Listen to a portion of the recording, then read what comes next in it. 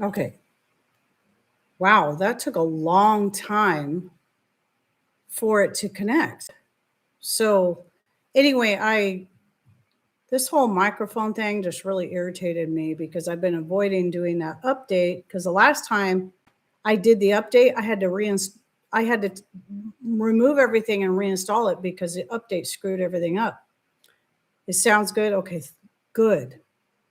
So when I was getting everything ready, I always, open the app for the mic to make sure the sound is good, and it wouldn't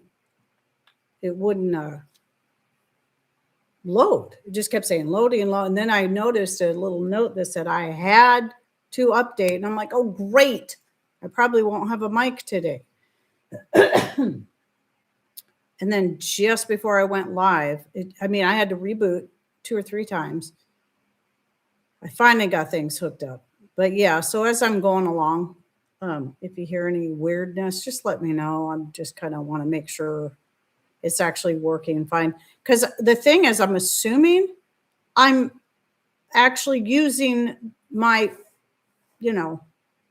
my mic that I bought. I paid a little money for to make sure could have some decent sound because the computer mic it tends to get crackly. They're just never great.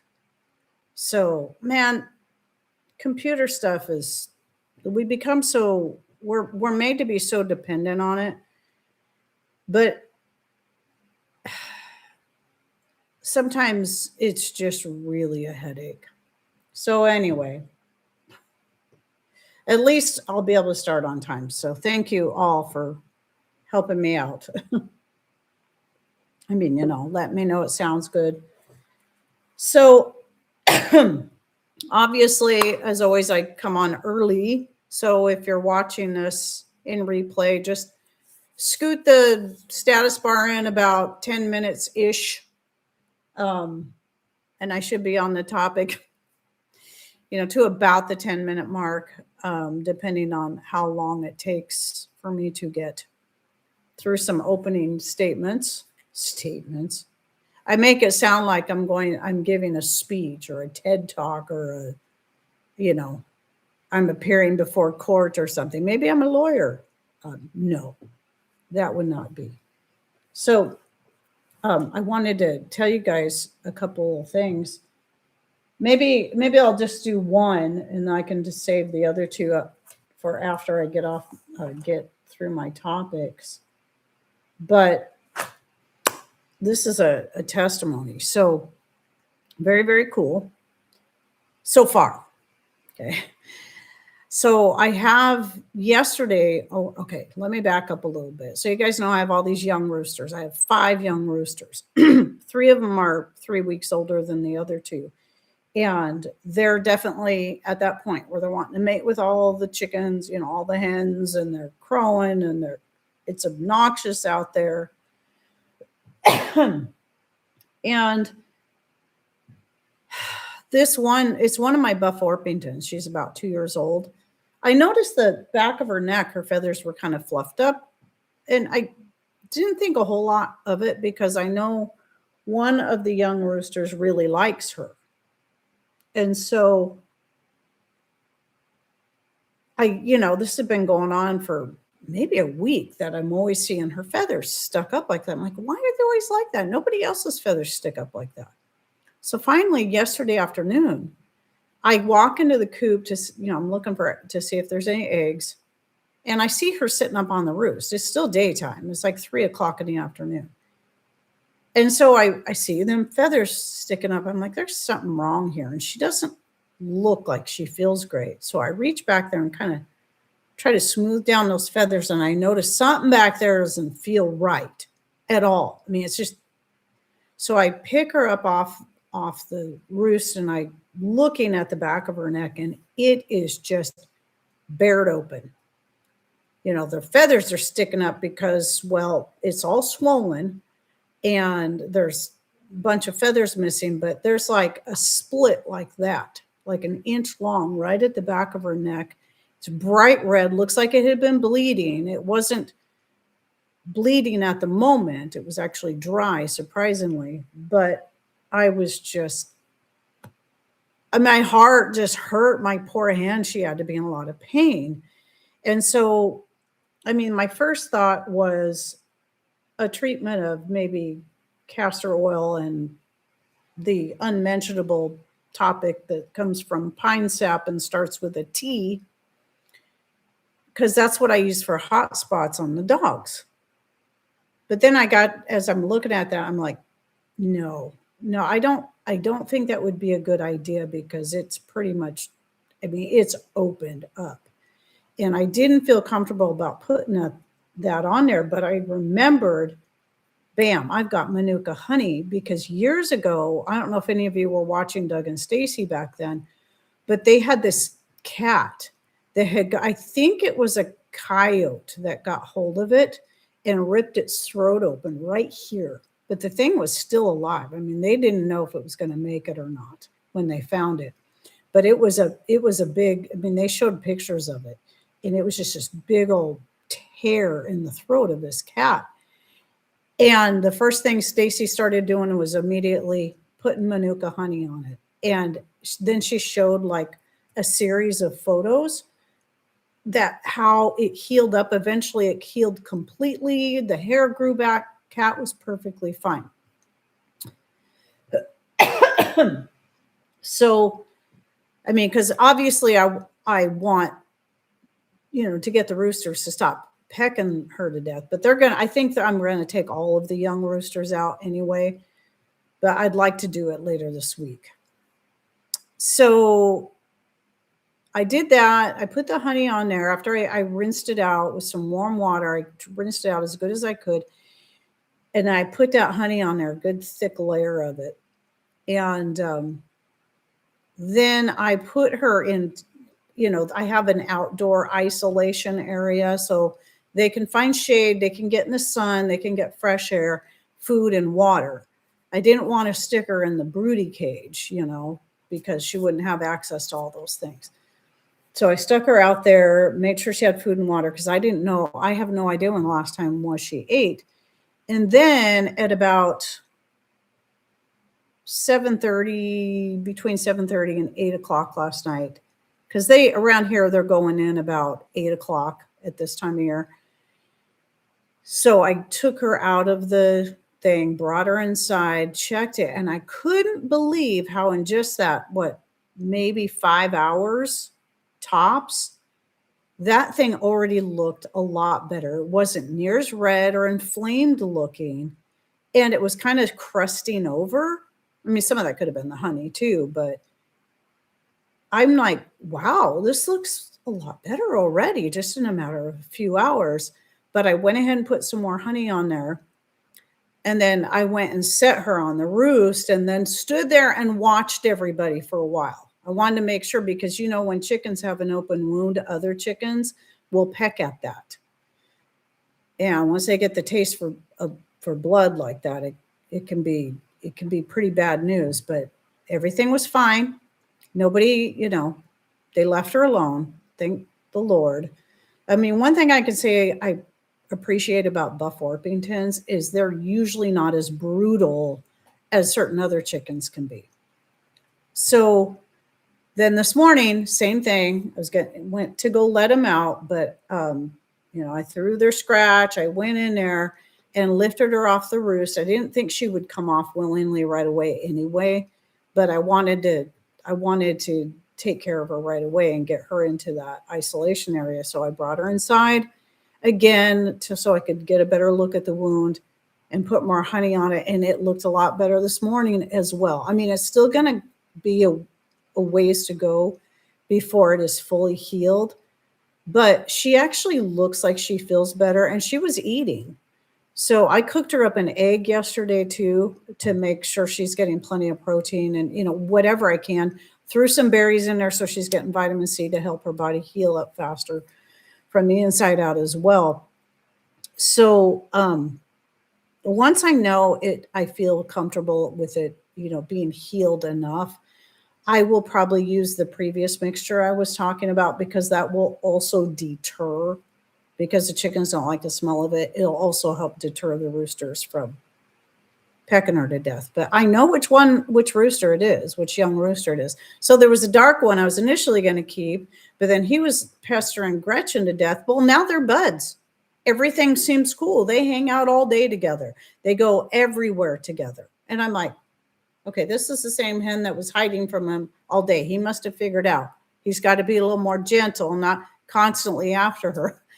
But now it's the other one, the second one I was going to keep. That was going after that Buff Orpington. And I know for certain now too, because he keeps going and checking on her inside that area. So it could just be too that young roosters kind of need to learn. So anyway, I'm definitely going to keep you guys updated, because I was just so thrilled, because I'm like, man, if this thing gets infected, she's probably not going to make it, because it was bad. But just the Manuka honey, this is the only reason I have Manuka honey on hand. I have 2 more unopened jars. This one's about down to here because we've used it for various things. And I might go ahead and get a couple more. It is expensive and I don't like the taste. So it's not the kind of honey you would buy just to eat. It's the kind of honey you buy to put into your medicine cabinet. And it's amazing. Amazing how well it works. Anyway, I really wanted to share that with you right off the bat, because I am just so thrilled at that. So that video that Stacy did on her cat, I'm seeing the same results in this hen. So very, very cool. And, my guess is regular raw honey would be quite helpful as well, because we know it can kill the bad bacteria and stuff and help, with infection, help with healing. But Manuka honey is specific. It's stronger when it comes to that kind of medicinal use. So anyway, I had a couple more things I'll probably talk about at the end. Nothing as important, but whatever. So I am going to be doing another watching AI, so you don't have to. But let's go ahead and start off with the topic I listed, which is going to be a quick one. Now, the funny thing about this topic is both videos that I had on YouTube related to this very topic got removed, and I got warnings on my account. But I'm going to go ahead and touch on some of this as carefully as I can today, and hopefully I don't get in trouble for this. But those 2 videos are over on Rumble now, because YouTube is so commies, a bunch of commies.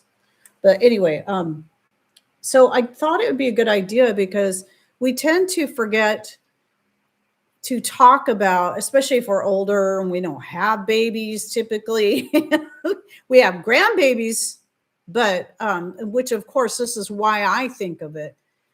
But, when we talk about preparedness and food storage, sometimes we forget about the babies. And even if you're a young mom and you plan and you are nursing, or you plan on nursing, you're looking ahead, or there's still things you have to consider. And you got to remember that every pregnancy is going to be different. And also as grandparents, or as, great aunts and uncles, and then you're looking at wanting to be there for family members that have young children, infants and very young babies. There's there's things you have to consider, that sometimes there are situations where a woman cannot nurse for whatever reason. So you'll have people say, well, obviously you should just nurse your child. Well, of course. I mean, that's the first obvious thing, that if you are able to nurse, let's say, everything's lined up perfect, there's no issues, you're nursing your child, obviously that is the most important thing. Nursing your own child, that's what they need, is their own mama's milk. However, there are situations that's not always going to apply. What about when you've adopted a newborn? What about if you're, for whatever reason, like my daughter-in-law, tried, she did everything. Drinking the teas and doing the this and doing the that. And her body would just not produce enough milk for Jace. A little bit, but not enough. And so I happened, because I store it, have a whole bunch of Meyenberg goat milk, this stuff here. I don't even know if they sell it in the cans anymore. I know you can get it at Walmart in packets, but I mean, I'd say if you can buy it in a can, buy it in a can. I had a bunch of that stocked up, and I just gave him my whole case and said, here, give him this. Because at the time, well, baby formula was actually scarce, on top of the fact that I would never recommend that. And also, to top it off, even the stuff that was being sold at the time, this was 2021. I mean, not only was the stores having a hard time keeping any of it in stock, a lot of the stuff that was being sold, even the organic stuff, had been flagged, for having a lot of heavy metals in there that shouldn't have been in there. So and I've told this story how, so I gave them this. He took right to it. He immediately started putting on weight. He didn't get too fat, but he put on the weight he was supposed to have. He was a healthy, happy baby. That's all he needed. And she would still nurse him, try to nurse him, to still try to give him as much of her own milk as she could. But this became his main source of nutrition. And that's why I say this is a good thing to stock up on. Either this, or unlike some people that got really mad at me about this, you can also get the A2 whole milk powder. It specifically has to be A2. That's the old style cow milk. Okay. That's the kind of milk cows used to put out, the A2. And the reason you can't give them the modern milk now is because it's the A1 protein. They cannot properly digest it. So the A2 whole cow's milk, and you can get it in a powdered form from Azure Standard, or this. Now, I say it's a good thing to stock up on for such occasions. I was so glad I had that on hand, because it wasn't being sold down at our local store. You couldn't just run down there and buy it, but I had it. And then Justin found that he could find some at Walmart. When they ran out of what I had given him, they found that he could get it at Walmart for a decent price. And since he works in town, which, the closest Walmart's like 75 miles away. Well, he's in there several days a week, so he would pick it up from there to keep them stocked on it. But yeah. And the funny thing about that is, when her doctor, who's kind of more of a natural thinking, at least when it comes to childbirth, but when it comes to a lot of other stuff, not so much, she was all like, oh, you shouldn't give him that. You should be giving him human formula. What? There's no such thing. You know what human formula is? It's what comes from the human. You know what's in that formula that you buy from the store? It's either going to be soy or it's going to be cow. So anyway, all you got to do is consider this kind of stuff. Now, the second one, this was so the video I did about Jace and all that got removed. So I'm kind of taking a chance talking about it again. But if nothing else, it's still a good thing to stock up on. Whether you agree with that or not, stock up on this or the A2, because there can still be adults that might have issues with cow's milk, and the goat milk or the A2 milk people can more easily digest. So the next video that had gotten removed was the one where I was showing how to make baby food powders. I did a video on making your own baby food. That one never got removed. That was just by taking your own home canned green beans or carrots or meats and just putting them in a blender. And there you go. You got it's pretty much instant baby food. So you don't really have to stock up on, the puree, as long as you have your canned foods, your the kind of things you would feed the babies, the plums, home canned plums, home canned peaches, home canned green beans and carrots. These are the easiest things to use because they've been cooked, and they're all you got to do is open it up and blend it. And now you've got a puree you can feed to your child or your grandchild or whoever needs it, or share with, people who need it. But another option too is to be able to have something, well, it's going to take just as long either way to prepare it, whether it be from opening a can, of your own vegetables or fruits and then pureeing it. But another thing you can do that will take up even less room if you want to have it in a more of a baby food formula. And this was the video that got removed where I was showing how you can take all those same things, those purees, dehydrate them on your, silicone trays and then powder them. Then when you need them, you only need to use, this is what I like about the powder, is like if you do a whole jar of carrots or green beans, most babies, once they're to the point where they're eating the more solid foods, they're not going to eat that much at a time. So what do you do with the rest of it? Well, if you do the powders, all you got to do is add water to it. And now you can make up as little or as much as you want at a time. And it's as simple as just taking those home canned goods. And the reason I say home canned, or even just if you just cook them up and then puree them and dehydrate them, either way, it doesn't have to be canned first. I do recommend them being cooked first rather than dehydrating raw vegetables. It'll powder up nicer.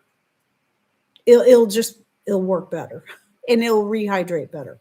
And then, and so I tried, I think Jace was still eating baby food when I tried doing the powder. Now I was making him some baby food when I was watching him out of carrots and stuff, home canned carrots, but then, tried mess around with the powders. And I also did had some canned beef that I put up and took that, did the same thing, pureed it up, dehydrated it, powdered it, and then all I had to do was add a little water, and he loved that stuff. And now I've got basic kind of an instant baby food. But the great thing about that too is you can vacuum seal those powders into jars. They're going to take up less room in storage than your canned goods. And then you can take those powders and just open it up, use a little at a time. With the meat, I do recommend vacuum sealing it between each use if you think it's going to be a long period of time. So at any rate, so there's that. And then you could also make your own baby cereals. It's so easy. It's so easy. I say cook up some rice, cook up some barley, cook up some oats, and then you can then dehydrate that and powder it, puree it and then powder it. I did something similar for Jace. And so and you don't even have to think ahead on so much of that stuff, as long as you already have your oats and your rice and your, whatever the baby can handle. I know that they always, usually start off with white rice and then oats, oatmeal.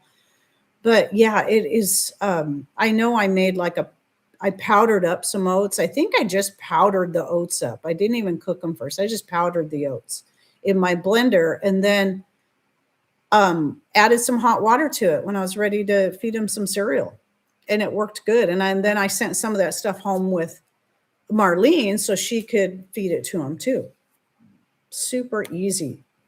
So it was a really quick topic here, but I just wanted to bring that up. These are things that you can think ahead of. Obviously, just like with anything else, you also have to consider having some water storage. So when you're using those powders, you want to make sure you have water to be able to mix with them. So let me read a few comments here. I used that goat milk to feed a baby bunny that was abandoned. Cool. Let's see. I was drinking it myself when I developed a spinal tumor that was sucking all my nutrients. Oh, the goat milk? Let's see. My daughter ate some baby fruit but I made most of her most of her baby food. At the time, I used ice cube trays and popped them in baggies after they froze. Yes, excellent idea. I think I've heard that before, but thanks for sharing that, Deb. Let me scroll up a little bit. My 14-year-old dog was knocking on death's door. I was giving him a syringe, some goat milk, and nursed him back to health. That is very cool. For another 3.5 years. Very cool, Tina. Thank you for sharing that. Back in the 70s, there was the La Leche League that collected milk for moms who couldn't nurse. Right. The Milk League, which is all that means.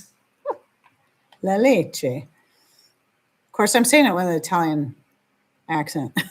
It's Spanish.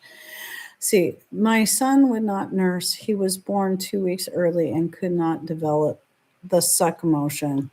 My youngest one, I was kind of freaking out because that was kind of at first. And then my milk started coming in and I was in so much pain. Then I finally was able to get him to start nursing, but I was scared because the first couple of days I just couldn't get him to drink much milk. But then yeah, he did. So that was good. So okay, all right. So that's that topic. Let's move on to the AI one I was going to talk about. So me and my purple shirt. I was going to wear a dark olive green shirt instead of a light olive, but this is a very, what do you call it, gauze. I have a few of these now that are great for summer when I still want to wear, a big shirt more for modesty or whatever, but they're very breezy and airy, 100% cotton. So anyway, I like trying to come up with other colors for my thumbnails.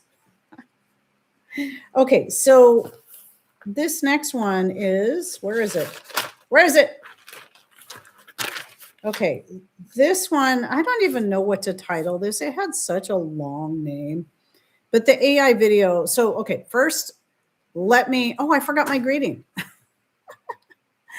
Hello, everyone. Heidi here from Rain Country. God is good all the time. So I have to look at the time, 27:28. So now I'll know where to find that when I download the video. Anyway, this one, okay.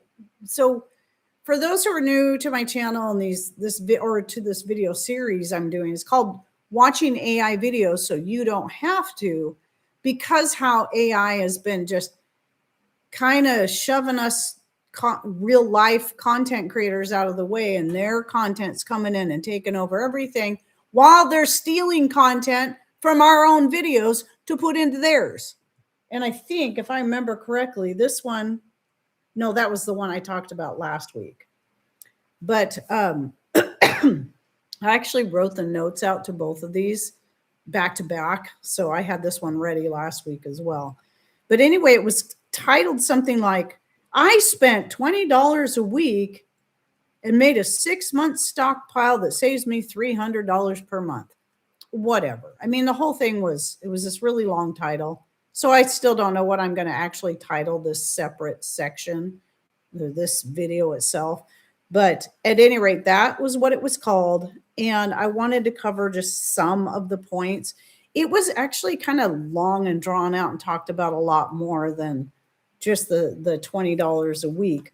But I figure let's cover some of these points because, in real life human terms and not some, artificial dumb intelligence, artificial non-intelligence.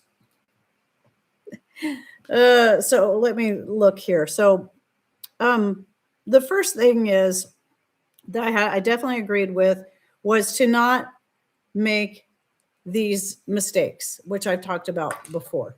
And that is, if you're wanting to start putting up food storage, and most of you listening to me are already there, but who knows, new people come in, they're looking for ideas. Don't make the mistake that a lot of people do when they first start freaking out and thinking, oh, I got to have, 100 years of food storage. And yes, I'm using hyperbole, but 1 year, 2 years, and they want to run out. And if they happen to have the money and spend thousands of dollars on a year's supply of freeze-dried foods, whether it be in the form of freeze-dried meals or individual foods. Don't do that. Big mistake, big waste of money. Well, it could be a big waste of money because, first of all, if you've never tried it, you're not going to know if you even like it. When it comes right down to it, for me, I do like some freeze-dried fruits, but I don't find them necessary. And the only vegetable I like freeze-dried, if you can, it's not really a vegetable, but we often still call it that, is sweet corn. It is so good. It is good as a snack. But because there's so few things I really care for freeze-dried, it's not worth it for me to invest in a freeze dryer. So I also wouldn't make the mistake of running out investing in a freeze dryer before you even know if you or your family will eat those things. They might not like it at all. Oh, I do like the freeze-dried peas too. Like the regular sweet peas, shelled peas. Those are good too for throwing into soups. But for the most part, no. I mean, I do have some freeze-dried foods I get from Mother Earth products. I get the organic. They do have an organic line.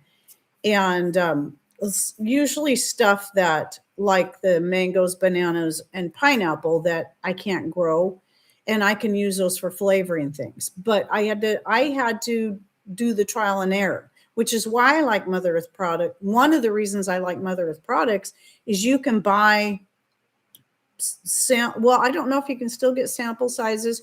You could get little sample sizes, but you can still buy smaller amounts than buying these big number 10 cans, like I made the mistake of doing with broccoli and bell peppers, and found out I really didn't like them like that. I'd rather have them dehydrated than freeze-dried or fresh and frozen. Get them fresh and cut them up and freeze them. They're good that way too, but man, yuck. So I don't know what it was about it. So don't make the mistake. And also don't make the mistake of just buying a bunch of stuff that other preppers buy because they told you to. Because you might not like it. Your family might not like it. You may have this great stock of beans and nobody in your family will eat beans. I still think it's a good idea to have beans on hand. And there's so many things you can do with them. But first, learn about it. Learn about whether or not you even like beans, lentils, and the like before you start investing into a whole bunch of that. And also to know that things like rice and beans, even if you do like them, they can get old quick if you don't have a variety of ways to prepare them to make them interesting and different each time. Otherwise, food fatigue can set in, and it can be real. Will you still eat? Yes, but it can be harder to convince your kids to eat something that they're sick and tired of. So, I mean, obviously, old, boring food is better than no food, but you still got to think about these things. So, then some of the recommendations are some of the obvious things a lot of us have spoken about for years. And that is things like simply buying in bulk when things go on sale. You can save a lot of money. So the whole idea of the video is, taking $20 a week and setting that aside for your food storage. Now, if that's too much to set aside per week, because that for a lot of people can be a lot of extra. It depends on how limited your budget is. And so I say, even if it's only $1 or $2 a week, $5 or $10, whatever it is you can afford, I would say start with an amount and then see if from there you can take that same dollar amount as you learn how to scrimp and save and make that bigger each time. And then one thing that our local store used to do, so this was back before I got into like pressure canning and all that kind of stuff, is they would have, I haven't seen this happen in a long time. I don't know if they still do it, but they used to do case sales, which I loved when they had case sales because they would have a lot of your basics, like your canned corn, your canned green beans, your canned tomatoes, a lot of stuff like that, they would have on sale that if you bought a case, you could really save money on those cans of vegetables and fruits as well. And maybe some of your local stores still do stuff like that. I don't know, but those are the kind of things I'm talking about is you can watch for stuff like that. Now, I don't buy canned vegetables. The only canned vegetable I ever buy, I don't even know if you can call it a vegetable. I think it's actually would be considered a fruit because it grows on a tree, are black olives. And I get the undyed ones, so they're not really black, they're a dark brown. And that's the only vegetable I buy in a can. And then the others are things that I get in jars, and that would be green olives and artichoke hearts. And then, oh yeah, those spicy mushrooms that come in the little jar that I love so much. Again, guilty pleasure because those aren't necessary, but boy, I love them. And I'm finding more uses for those little jars. And I'm like, well, see, I can justify the expense because I'm getting all these great little jars. They're not super expensive, those mushrooms, but it's just, it's, it's not necessary. But anyway, let's see. So, and then of course, buying foods like your rice and beans. Those are things that are typically in flour, oats, popcorn. These kind of things are easy to buy in bulk, especially if you can get them from places like Azure Standard and the like that sell at least 25-pound bags, or Costco. I know Costco, I think last I looked, still sells that organic unbleached white flour, and they sell it in 20-pound bags. I think it is. Or is it? Anyway, I think it's like a 2-pack. Maybe it's a 2-pack of 10-pound bag. I don't remember. But that's a decent flour.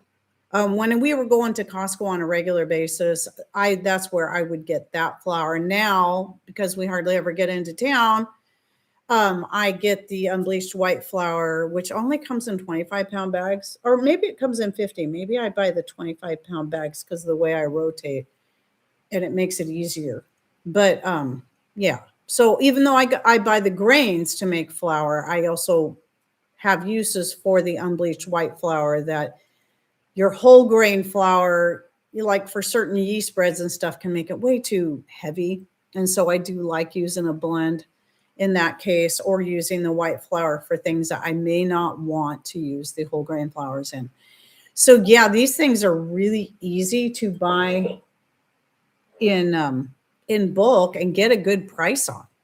Even the organic, which is all I'll get when it comes to any of that kind of stuff. I mean, I try to go organic as much as possible with pretty much anything I buy, but not everything is labeled organic. And we know what the label means. And, it's sometimes, if you can't find something, then, labeled organic, just look at the ingredients. And at least you got that. So, man, that light is really bugging my eyes today. I need to figure out something better for the light. I like the way the light looks, but every time I flip these lights on, especially the one on this side, just the brighter one, just makes my eyes hurt and harder to see. So if you can use the jars over and over, they pay for the original treat you bought. There you go, Linda. Thank you. Thank you. So yeah, I like I said last week, I'm using some of them for, I need more, but, for storing my seeds. But there was something else I was thinking of. Like when I already did make up that mixture for that chicken for her neck for later, once it's more healed up. And little jars like that are really good for storing mixtures like that, where you don't want a whole big jar, but, like my chicken medicine. It's just a standard chicken medicine. Anytime my chicken acts sick, I give it to them. I don't know what's wrong with them. I give it to them. And it's just a blend of vinegar, homemade vinegar, ground black walnut hulls, and garlic and red pepper. Typically, I'll put that in there. So, and that seems to help them with almost anything. you know, you got the black walnut hulls that help with internal parasites and just so many other things. It's good to help with digestive issues. If maybe they've got a sour crop or something, you know, it can really help with a lot of that. But anyway, let's see. We get 50-pound bags of flour, sugar, oats each year and last for our use of cooking from scratch each year. There you go.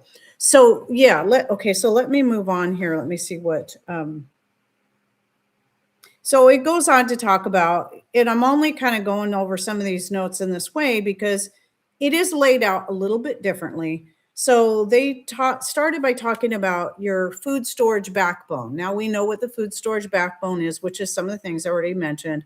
So your wheat, your barley, your rice, your oats, your pasta, your popcorn. I think I added that in there. I consider that a backbone because popcorn, a lot of us just think of it as a treat, but it can be ground into a meal or a flour as well. And it has a much longer shelf life than even, dried grains of any kind can last for years and years, but popcorn can last for hundreds of years without a whole lot of anything special being done to it. And so it's a great one to have in your storage for so many reasons. But the recommendation they gave, which I never do this because I never look into it specifically, and each person's going to be different as to what they go through, and you got to figure out the math for yourself. But the standard that the AI mentioned was 300 pounds for a family of 4 should last about 6 months. Now, I think that 300 pounds wasn't 300 pounds of each, but 300 pounds total of your grains and your oats, your pasta and your popcorn. Now, I think that's what it meant. But again, or grits. Why do I always forget to mention grits? We love grits. I guess I get grits from Azure Standard as well. I have a bunch. But again, you've got to do the math yourself by kind of figuring out, okay, like, even if it's just starting with one thing at a time and figuring out, okay, how many of my home canned green beans how much do I work through in a month? How much of my whole grains do I work through in a month, et cetera, or a week, whatever's easier to start with, and then just multiply that by, 52 if you're going by the week, 12 if you're figuring by the month, and it will give you an idea of how many pounds you need to put up and how long it's going to last you. So there's that. Okay, and then number 2 in this little ladder of, food storage. So you got the backbone or rib cage maybe of the caloric foundation. So all those grains and such, you're going to get a lot of carbs. Okay. Of course, sugar as well would add to the carbs, and the caloric intake and calories, as much as currently we try to avoid getting too much calories. You need to have calories in your food storage. You need to have them. Okay. So don't be afraid to store sugar, honey, maple syrup, and grains, even if these are things you don't typically eat, because you're trying to avoid them because of the calorie intake or the carbs. Okay. You're trying to be more carb free or whatever. So I still think these are things you should have in food storage because you're going to need it, especially when hard times come. Glasses on, glasses off, glasses on, glasses off. When those hard times hit, you're probably going to find you're going to be having to work physically a lot harder. You're going to need more calories. And so moving on from there, the next one on the list is your protein sources. So obviously your meats, canned, dried, or frozen. Obviously, we don't want to depend too much on a freezer if we don't have a way to back up, if we don't have solar power to run it, if the power goes out, or at least a generator to keep it running for a period of time until you can get everything canned and dehydrated. Excuse me. And remember, dehydrated doesn't always have to mean jerky. Okay. Because if you take those meats, I know a lot of you are going to go, okay, Heidi, we've heard this a billion times. But remember, I got to keep repeating this because there's always going to be people that don't know this. But I found this out by pretty much accident. So one year I cooked up a turkey and I decided to take some of that meat and just dehydrate it, knowing it would turn out more like a jerky, which I thought sounded good. And it did. It was really good. But then one year, usually what I'll do is I'll take a lot of it and put it in the freezer to use for making turkey a la king, turkey pot pies, etc. Well, then one year I was like, I'm just going to take, I need to free up some space. I'm just going to take the rest of this turkey out and I'm going to dehydrate it. And this is how I found out that if you take the meat after you first cooked it and then you freeze it, when you dehydrate it, it has a completely different texture. It's not chewy and hard like jerky. It's very crispy, very light, and reconstitutes easily and can be used in your meat pot pies, in your soups, in your casseroles. I used something to make a casserole. Oh, it was you can do this with your canned goods too. So if you have canned meats, you don't have to freeze them first. If they've been pressure canned, then you can take those and do the same thing, dehydrate them, and they'll turn out the same way. So I've done that with the roast beef and some salmon I canned, and they turned out crispy like that. And I used some of that dehydrated salmon not too long ago to make a salmon noodle casserole. Super good. And to make salmon dip. I've also used it to make salmon dip. So there's that. And the thing that's nice about that is you're not using a freezer space for the storage. And, having it in a dehydrated form, you just want to make sure you keep it vacuum sealed. Even the jar you're working through, if you're not working through it quickly, vacuum seal it between every use. If it's a meat, that's important. But as long as it stays vacuum sealed, that meat will last for years and years and years, and it will take up less room than the canned meats. So there's that. And then, oh, yes, and also for making dog treats. You've got that too. But so anyway, so you got your meats. And then again, I already mentioned the beans and lentils. So these are great meat protein sources as well. Now, those are kind of so even though we think of those as maybe the backbone, I would think they would be added to the backbone. But that's because also they are not only a good calorie source, they are a good protein source. So canned and dehydrated meats, frozen, as long as you have a good way to keep your freezer backed up. And then your protein sources such as beans and lentils. So any kind of legume, basically. And knowing how to use them and incorporate them. I'm really liking lentils more and more all the time. And I did go ahead. In fact, our Azure Standard order is going to be in a couple of days. And I did go ahead. I looked at the price again. And I'm like, well, they are more expensive than the other lentils, but it's really not that bad of a price just to try a small amount of the black beluga lentils. And they're called that because they look like beluga caviar. But somebody was sharing with me how those work really good at mixing with meat to really stretch it.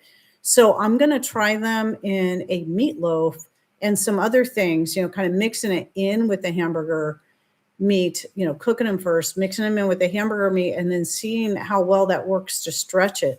Because somebody shared with me that, so the color of it would blend better, but also I'm curious about the flavor. So I'm going to try those. But yeah, so I have a whole rainbow color supply of lentils that I'm trying each one. I made my first batch of soup. I mixed them all in there. I didn't have the black beluga yet. I still don't have them yet. They're going to be here Wednesday or Thursday.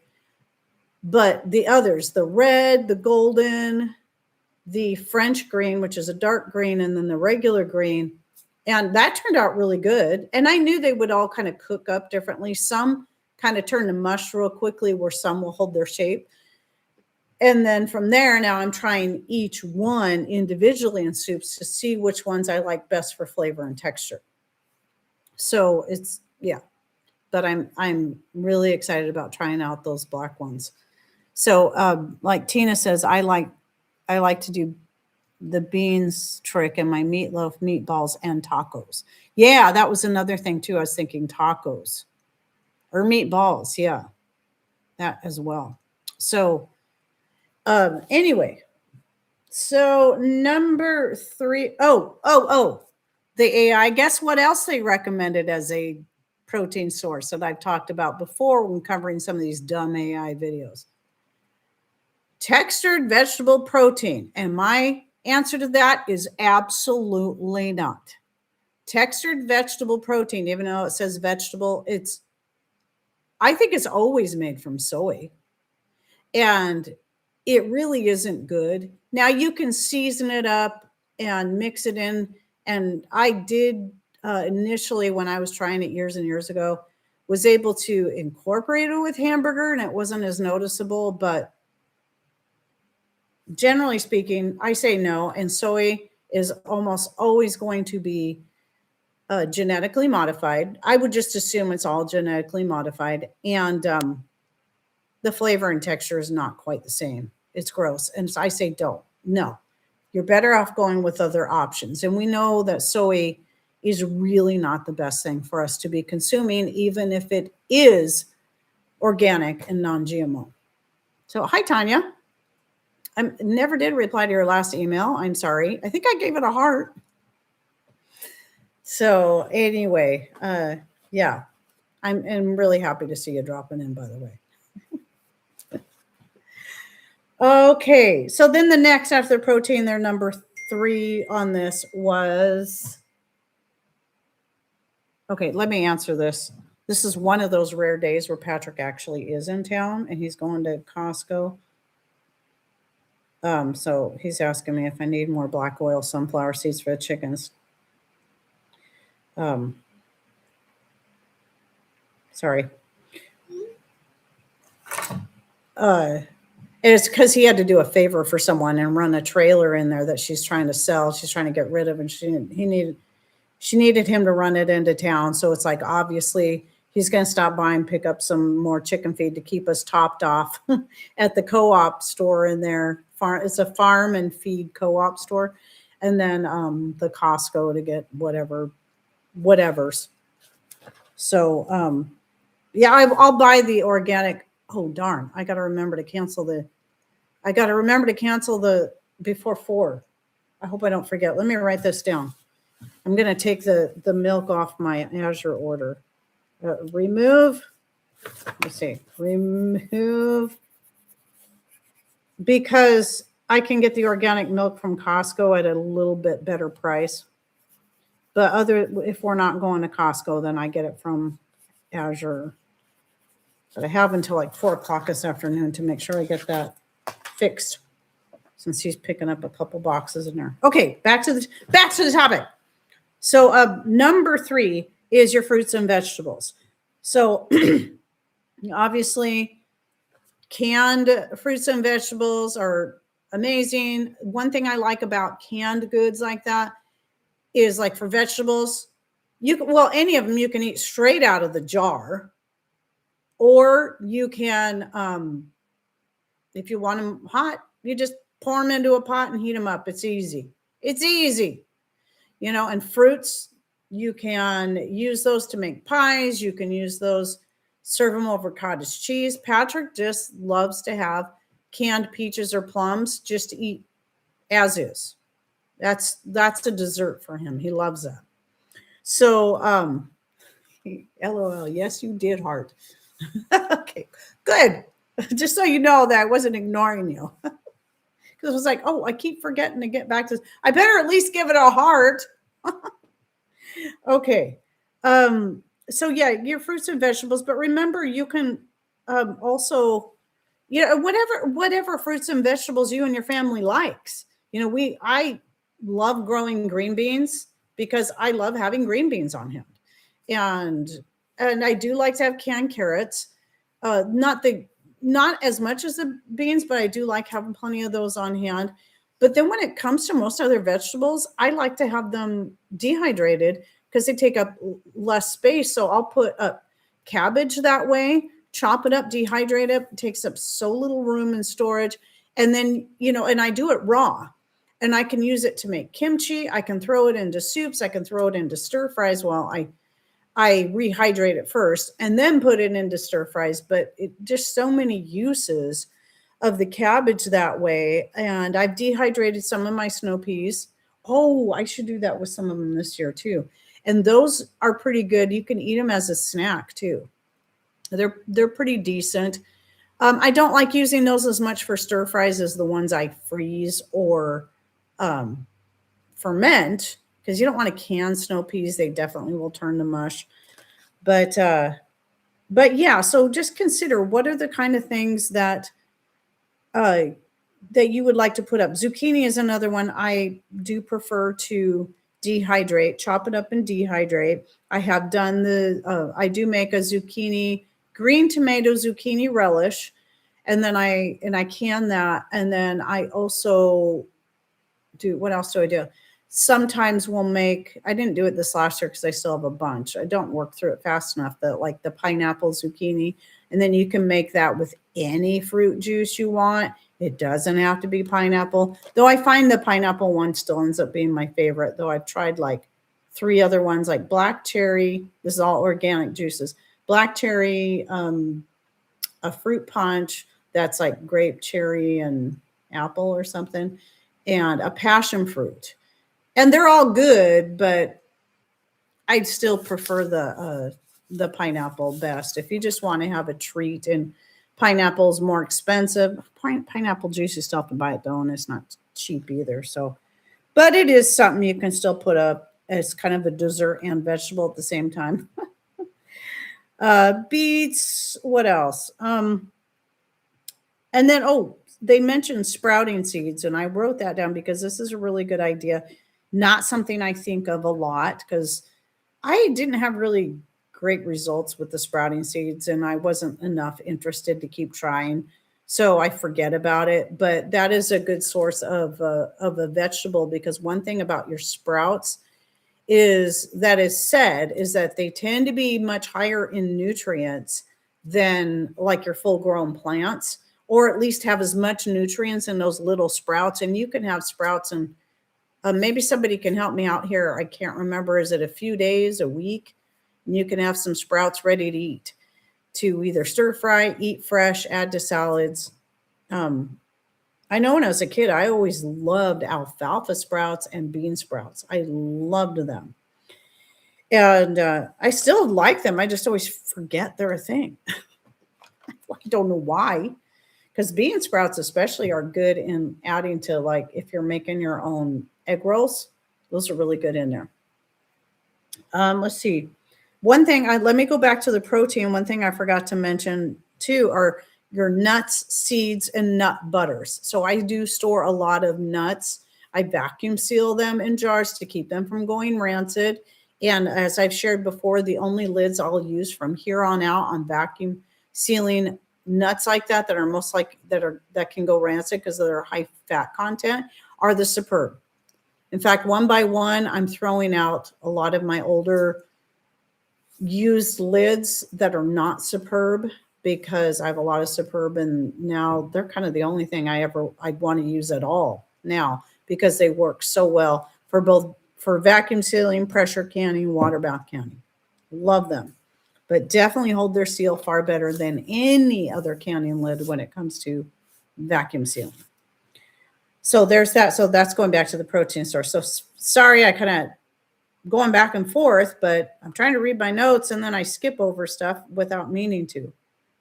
So then number 4 on this, as far as like your bases for building your food storage with that $5, $10, $20 a week, $2 a week, whatever it is. It might also, by the way, mean that if you're doing a smaller amount of money per week that you're setting aside, you may have to just put that in savings, put it in a jar. Just keep doing that until you have enough to buy something by the case or 25 or 50 pound bag. It can still be done. But anyway, number 4 is quality of life foods. And I have to admit, I did like the way this was worded, because I've talked about this before, but what do I call? I call it like your luxury foods. But the quality of life covers a broader span. So your sugars, your honey, your maple syrup, your organic cane sugar, your fats such as, coconut oil, avocado oil, saving the fats from your meats. Like we get that beef bacon, I save the grease from that for frying potatoes in and other such, using and making a crust for a beef pot pie. And well, actually, I use the fat that I get off of a roast that floats to the top for the crust. But any of that. So these are going to be things that are not only can be like the fats can be really healthy for you if you're getting the right fats, but also can help with the overall quality of life.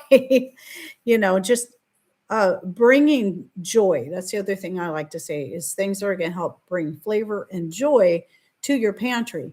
So don't forget the herbs and the spices. Anything is going to help flavor your foods or add different flavors where you can blend them in different ways. So like if you have cumin and chili powder, paprika and oregano and other such, red pepper or just hot peppers from your garden, now you've got some things that are going to work really good for making some Mexican foods, tamales, enchiladas, and tacos. If you have things like rosemary, oregano, basil, garlic. Oh, yeah, garlic for everything, really. But anyway, and let's see, what am I forgetting? Fennel. These are things that you can use to make more Italian flavored things. Like every now and then, I like to make either a Mexican flavored meatloaf or an Italian flavored meatloaf. And then I have just my standard meatloaf that I typically am adding things like thyme and sage. Most of these herbs are things I already grow. Not the spices so much, except for the hot pepper. The Chinese 5-color hot pepper. Oh man, I've been adding that to so much stuff lately. I love it so much. I like it better than cayenne. And I was a cayenne girl all the way till I started growing these. I like the flavor better. And so on, and then like ginger, garlic, and this is the only soy product I'll keep on hand, and that is, like the liquid aminos. You could also get coconut aminos, but they're good for some things, don't have the same flavor as your soy aminos, which is basically just soy sauce. And now you've got the things that you need for your Asian dishes, whatever that may be, your fried rice, your, the almond fried chicken or the spicy orange almond chicken, or not orange almond, the spicy orange chicken. It's kind of a sweet and sour actually, but I add spice to it and other such. Okay. Whatever it is that you want to kind of Asian food that you like to make. Those are the more typical ones that I make, but I do have others that I'm not thinking of. Oh, hot and sour soup. I need to make that again. I have an old video on that, and I don't think I've made it since that video. It's been a long time, but I kind of got tired of it because I was making it so much because we all loved it so much. But now I forget about it.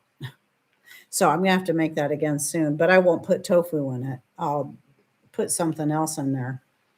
But anyway, because tofu is a soy product. So yeah, and your extracts, and you can make your own extracts for flavors. Like I showing that raspberry extract, cherry extract, peppermint extract. I've made a chocolate extract using cocoa nibs.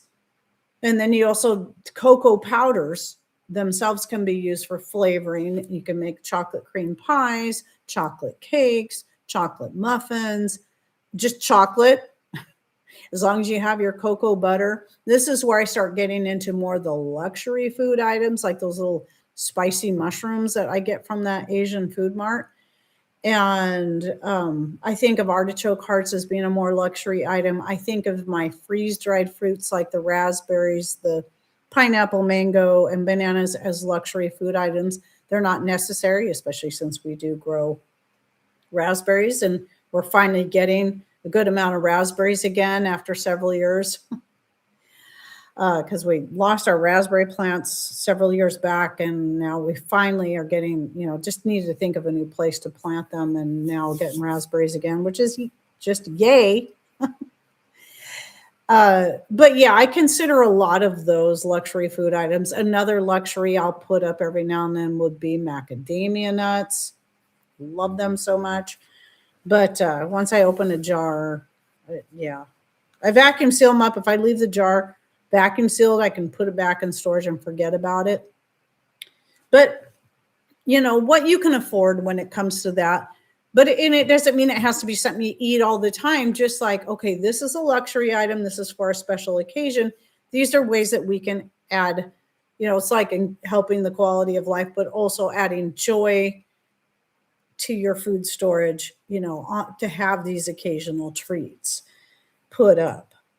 Did I say artichoke hearts? I see those as a luxury food item too. I love artichoke hearts, the pickled ones. Yum. So, okay, but also your salt too. But I don't really, it's going to help with quality of life. But I still think that should be a good backbone too, because salt is good also for preserving. Of course, so is sugar. Let me look here. I want to make sure I'm not missing something like I did before.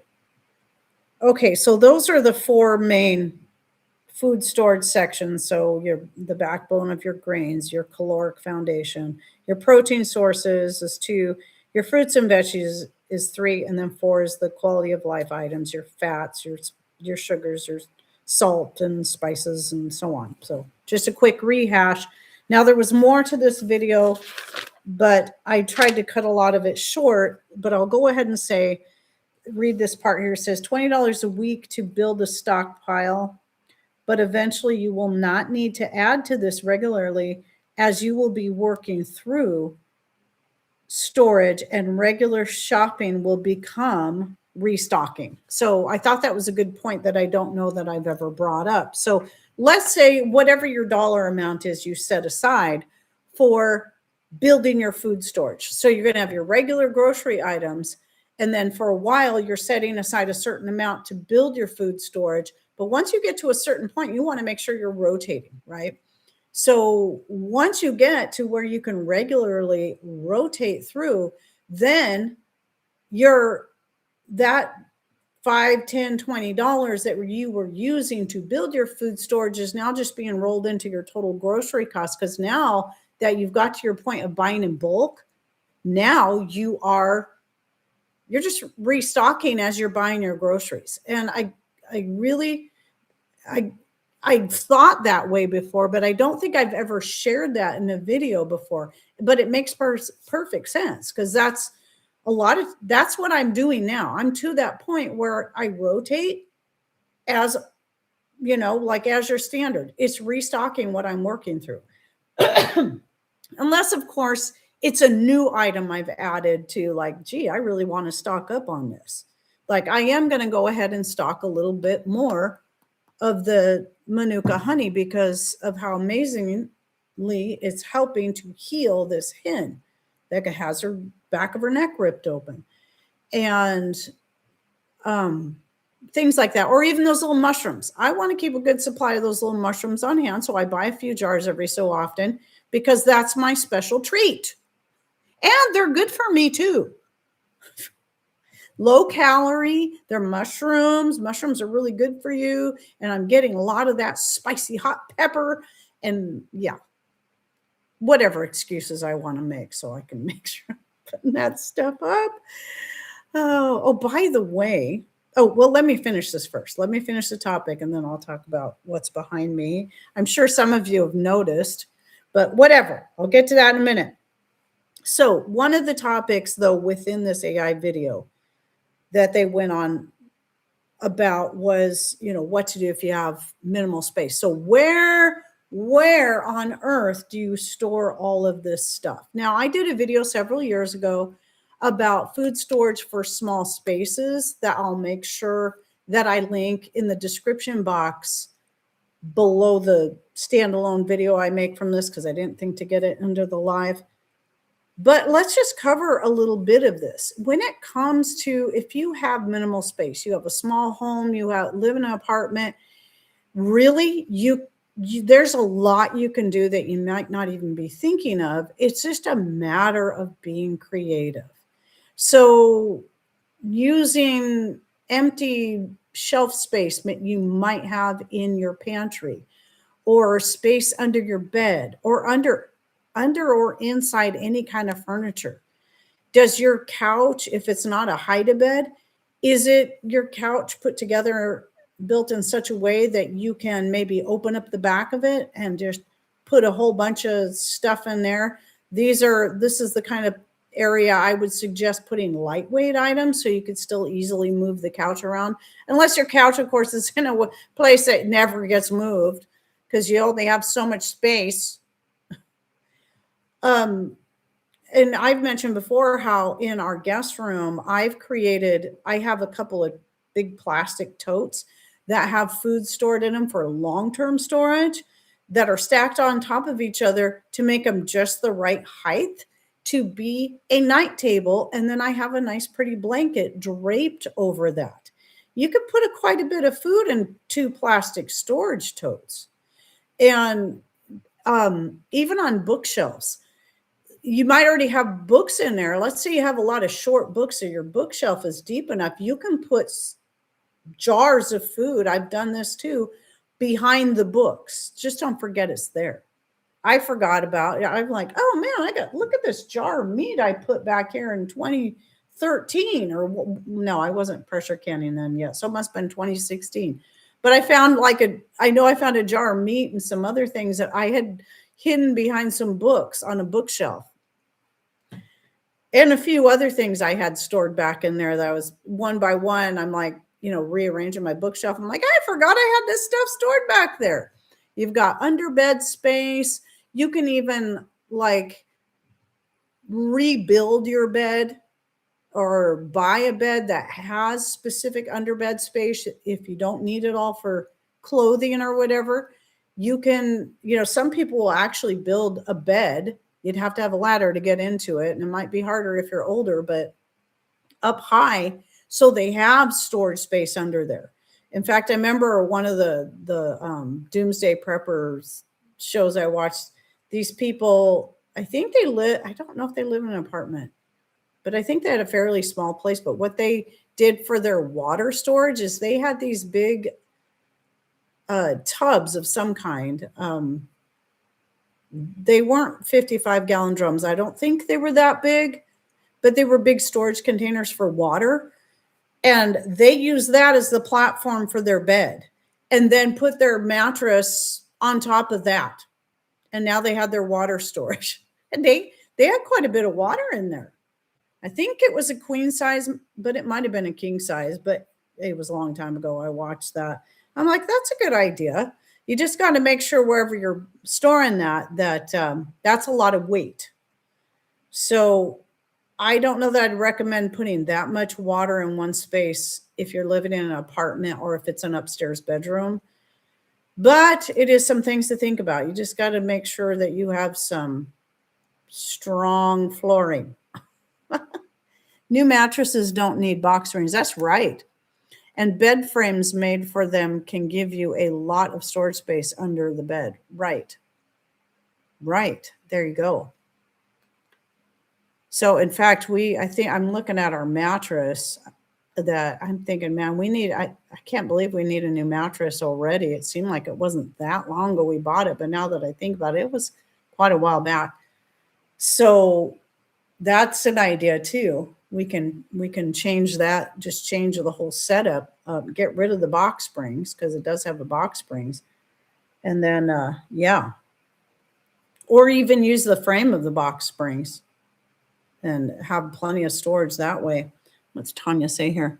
I have water stored under my couch, and my coffee table is a wood chest, and so I store food in there. You never know. Also, you can hang a pocket shoe organizer on a closet door. That's right. Thank you. I don't think that's one of the things I shared. I might have seen that before, but I don't think I thought to share that in that video I'm talking about I did a few years back. But if you want to look it up, it's called food storage for small spaces. It's either called that or small space food storage. I don't remember which. See, I just freed up space under the bed in the spare room. And next on my list is cleaning out that closet. I currently have cans and some Azure stuff in the garage, but will be a much better spot. You know what I just remembered? I mean, we have a bunch of stuff stored under our bed, but my son's old bed, there's space under there. There's nothing stored under there. I know, because I was just the other day was cleaning under there, because it's just a storage room now with a bed in it and other storage stuff, including a lot of my jugs of filtered water. But I could store a bunch of stuff under there. And then if he ever comes and gets that bed out, I'd have more storage. But I have stuff stored in the boys' old bedrooms, in Justin's old bedroom, the whole top shelf of his closet is all food storage.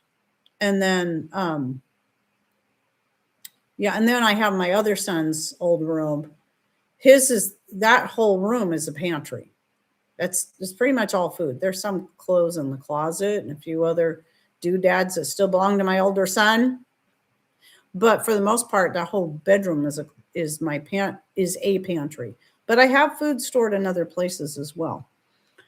So, as you know, if you saw today's This and That video, I was talking a bit about our offsite. We have that too.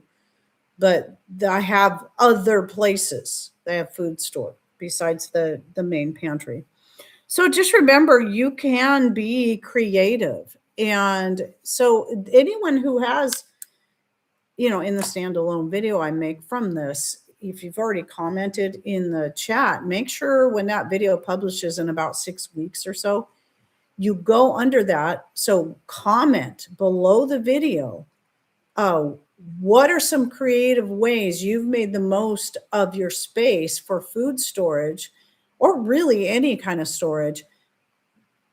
Because maybe you live in a small area, maybe you don't live in a small home, but you are really trying to bulk up your food storage and you want several years. How do you make the most of your space? Please share that in the comments. And a lot of people can learn from you as well. I mean, I have my own things I do, like I shared in that video, and I shared a little bit here. I go over more in that other video, but anyway, yeah. So you can get a ton of great ideas. So anyway, that was my my notes on the recent watching AI video, so you don't have to. And I got to figure out how to shorten up this title because it's way too long. The title they chose, it's like that long. It's one of those where you have to hover over it. It's like, what does that say? What is the whole thing? So, but speaking of AI, let's go on to topic number 3. This one's going to be pretty short too, but there's a reason why I wanted to go into more depth about why I absolutely despise everything about AI and won't use it for anything other than watching their videos so I can debunk or just put them in human terms so that I can kick back against what they've been doing to the rest of us content creators. That's the only thing ever. So why do I not even use AI for some of the things? Because I had a few people saying, oh, well, it can be really useful for this or for that. And I'll tell you that some of my reasonings, I have several reasons. And a lot of it to me has come to a point now where it's a moral issue. And so let me start with number 1 is AI is taking people's jobs. I think that's a pretty big deal. In fact, my niece's husband, they're not going to be able to make it to the reunion this year. I just found out. And I'm disappointed, but I also understand because he's in, I forget what it is he does, but it's computer related. I'll say that. And in the company he works for, he's watching more and more people get laid off because AI is taking over their jobs. And so for the past year, he's been training for another job, a totally different kind of job in the company as a backup, because he doesn't know when he's going to be next. So it just so happens that he has to take a 3-day test, and it happens to fall on the same weekend. And my niece was telling me that she really was hoping he'd put it off for the next year. And I said, no, I'm going to miss you guys. I think it's right that he's doing that now. He's being smart. He's looking out for your guys' future, and that's what he needs to be doing. And I said, and I explained to her a few things, like just what's been happening to me on my YouTube channel because of AI.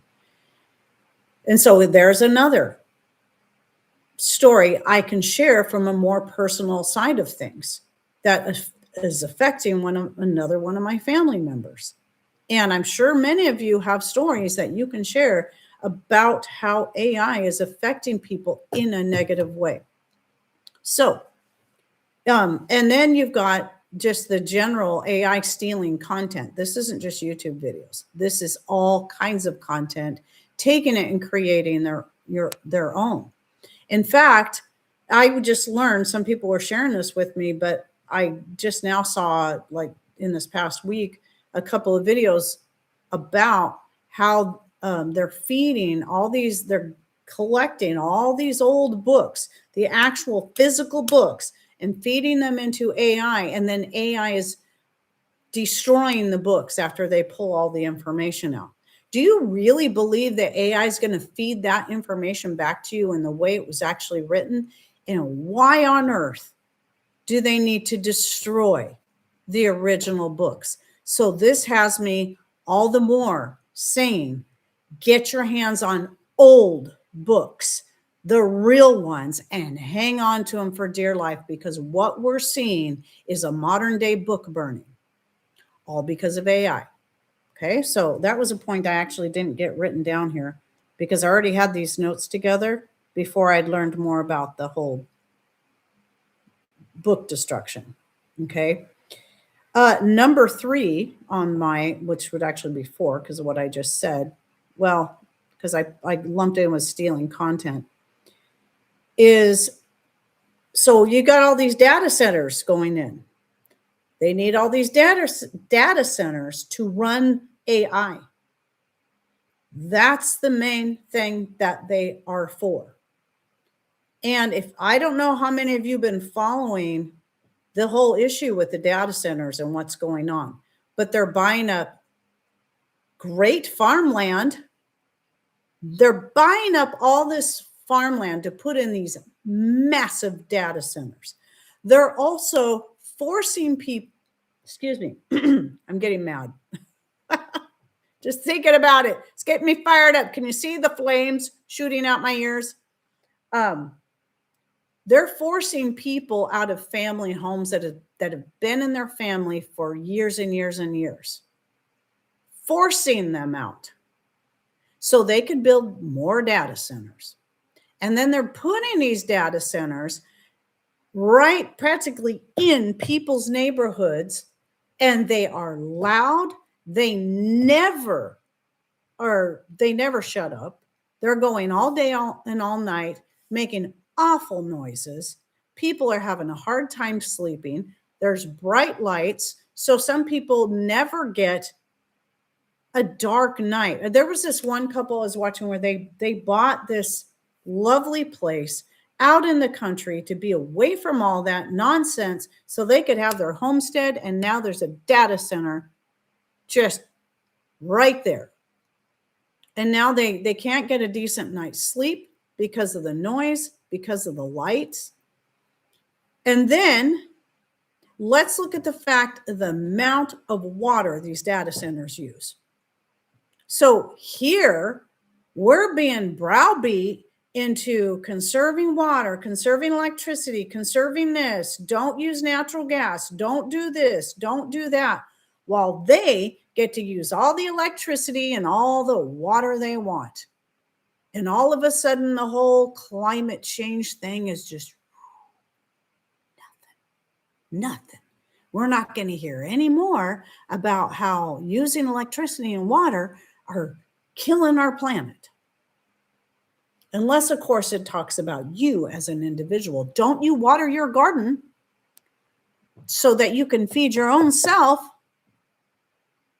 And then because of the water that it uses, what's happening is people's water bills, everybody else's water bills are going up in price for really terrible water. Some people are turning on their faucets and hardly getting anything. And if they do, it's either orange, yellow, or brown. Excuse me?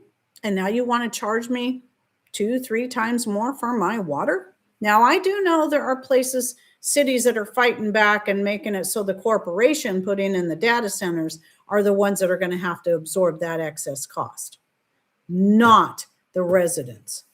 But how long is that going to last, and how many places are actually going to be able to see that happen?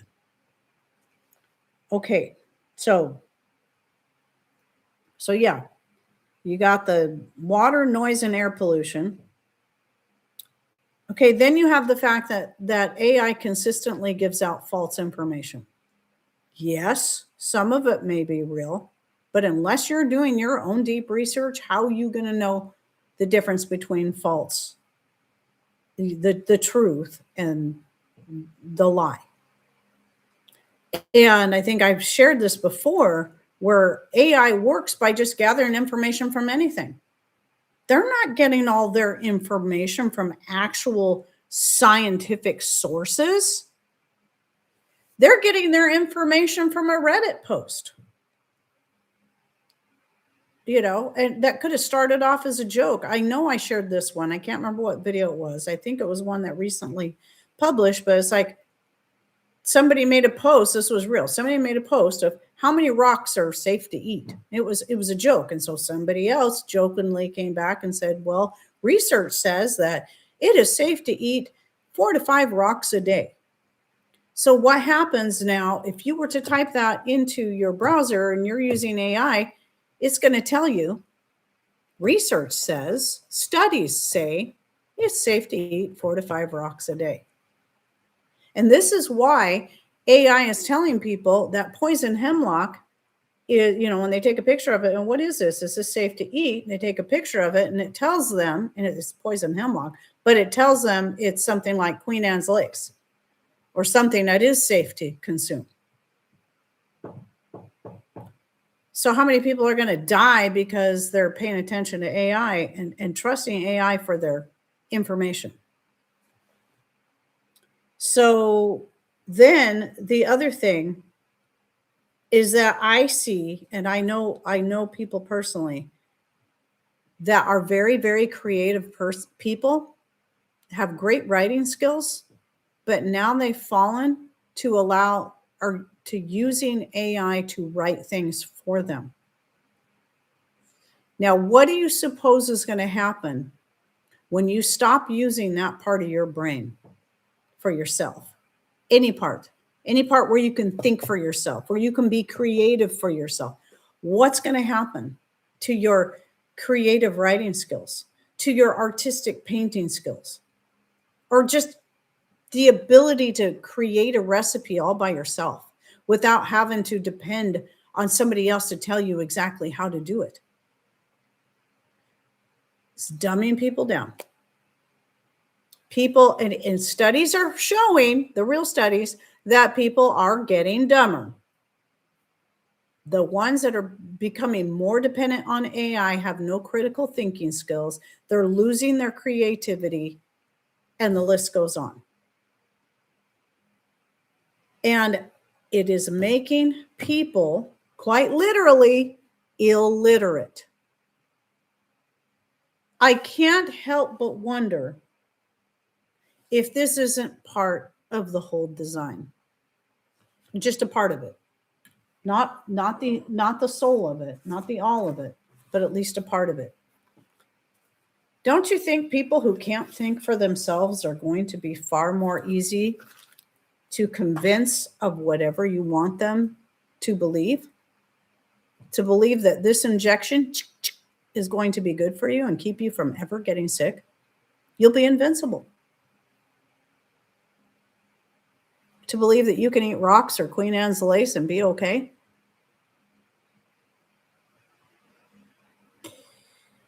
So again, I come back to the fact that other than me basing, I don't even watch the whole video. I skim through it and pick things because I want to give that as a little airtime. I don't even give it a dislike. Don't even do that when you come across an AI video, because one thing you got to realize is that dislikes help boost what it shows YouTube is that, oh, this video is popular. It could be popular because it's a disliked video because people hate the topic. And so it'll push it out there even more. It gives it even more attention. If you realize a video is like, if we go to watch something just for, oh, this looks like a good, like we like to watch like archaeology videos, historical stuff like that. And you start watching and you're like, oh, this is AI. Out we go. Don't even give it a dislike. Yeah, Queen Anne's lace is edible. Did I say Queen Anne's lace? I meant, I'm sorry. Let me correct that. I meant poison hemlock. So like I said, I think it was AI that was telling people that the poison hemlock that they took a picture of was Queen Anne's lace, which is edible. Sorry, I said that wrong. Thanks for catching that. Because now I'm giving people bad advice, but not on purpose. It was a mistake. I swear. So anyway, yeah. So to me, it's just kind of become an issue of morality. And is it more convenient? Sure. Is it easy? Does it help you maybe word things a little better because you're afraid when you have to email this person something that's kind of serious and you want it worded properly? I'm sure it does. But you know what? I would much rather depend on my own writing and thinking things through and writing from here if it's a serious issue. You know, like I need to deal with something that could be, you know, it's a sensitive issue. I want to be able to use this and this to be able to write something or create anything. I don't want something else thinking for me. Okay, let me read a few comments. See, I live near Atlanta, Texas, population near 5,000. I asked AI about restaurants near Atlanta, Texas, and it told me there is no Atlanta, Texas. Atlanta is in Georgia. You see what I mean?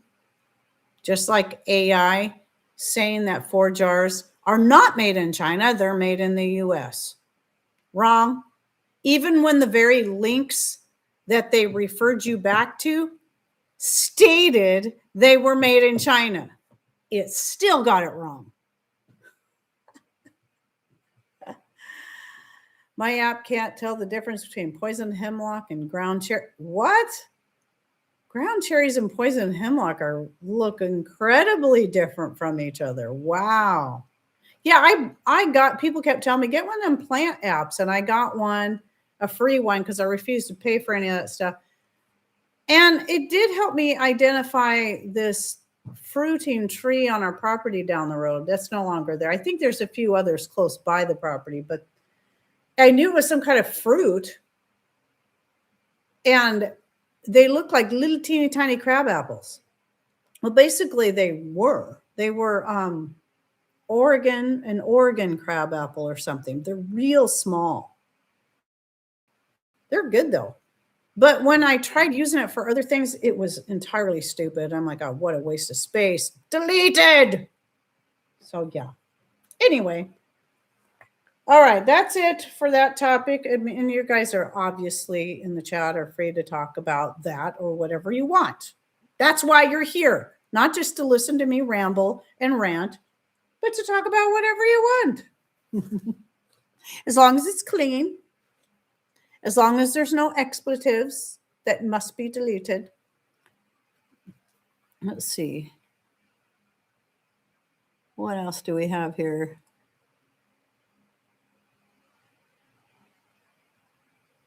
Okay.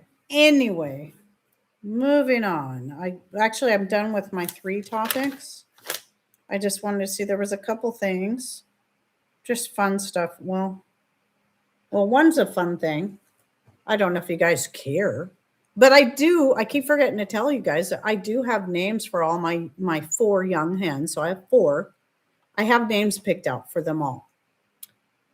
So 2 of them came from Guinevere, and Guinevere she's darker in color. She's the one that has the little floofy thing on top of her head, and she lays an olive green egg. So I'm hoping their eggs will also be olive green. But they look very much like her color-wise, but only one has a little floofy on top of her head.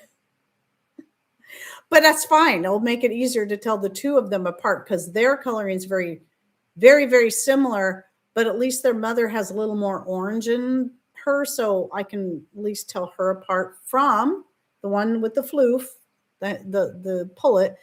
Her name is Ophelia. The second one from the same hen is Seraphina. So they're both going to be the darker color, but they'll have like the copper and brown in there. So do you own your opinions or just rant? Do you own your opinions or just rant? My brain apparently isn't working right. I own my rants and my opinions, but am I not understanding? Did I miss something? Tyler, what is it with me and you lately? Half the time it seems like you say stuff and I should be able to get it, and I'm just like, I think it's because sometimes when I'm got my brain on something, it's like I got to get it to let go. I just let go of that. Stop focusing on that and thinking of things that way. But anyway, so we have Ophelia and Seraphina, and then I have one of them. She's got a lot of white on her. She starts off with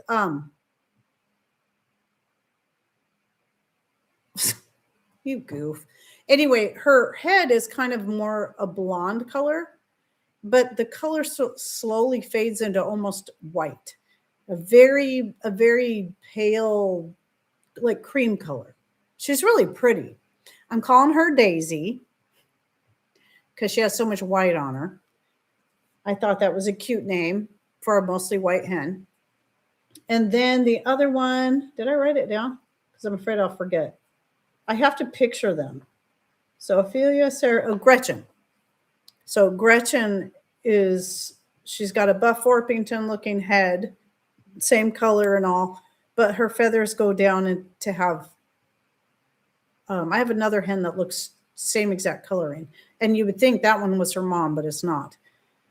But what is it? The Wyandotte? I don't know if I'm saying that right, where they have kind of that little ring around the edges of their feathers that give kind of dimension and just interest. So yeah, the body feathers are a little darker and then kind of have a darker brown to black edging around them.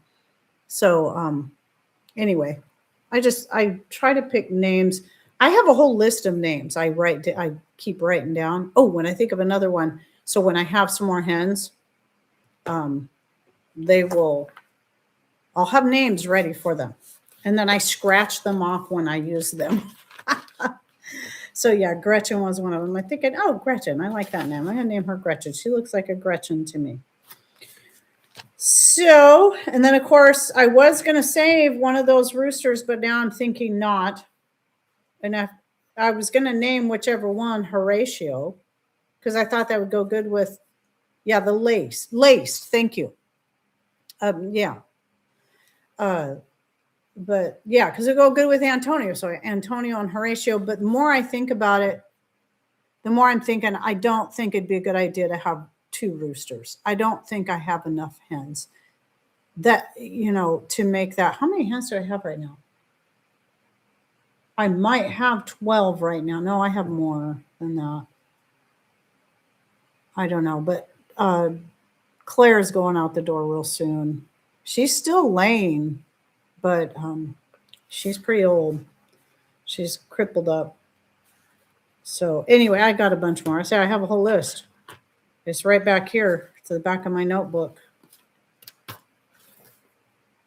But yeah, Antonio, Horatio, and then I had another one that starts with an A would be Alejandro. Was another one I really like. That would go good. I had a laced Polish that was so pretty.